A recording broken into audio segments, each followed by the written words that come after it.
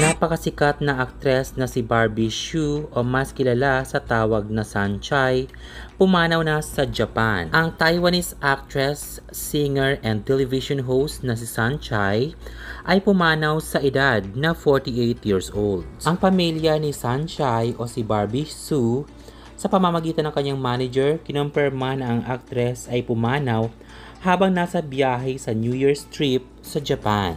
Pneumonia or severe case of influenza ang dahilan ng pagpanaw ng aktres at kung saan hindi na siya nakarecover. Nang nalaman ng publiko ang pagpanaw ni Sunshine, agad na kinontak ng mga netizens ang pamilya nito, ang kanyang kamag-anak at mga kaibigan. Ngunit walang mga reply ang mga kamag-anak ni Sunshine sa nangyari. Kabilang na dito ang pagsin at pagbasa lamang sa mga chats ng kapatid ni Barbie Hsu. Kalaunan ay nakita din ng mga netizens ang pagpalit ng profile picture ng ex-husband ni Barbie Hsu mula sa profile picture into black. Sa balitang ito, bigla namang kumalat sa lahat ng social media platforms ang balitang pagpanaw ng sikat na aktres. Hindi makapaniwala ang mga fans at mga netizens sa biglang pagpanaw ni Barbie Hsu. Ayon sa UDN, si Sunshine o si Barbie Hsu ay ka-attend lamang ng celebratory gathering kasama ang mga Taiwanese colleagues. At kung titignan sa litrato ay mukhang malusog naman siya at wala namang nakikitang sakit sa kanya.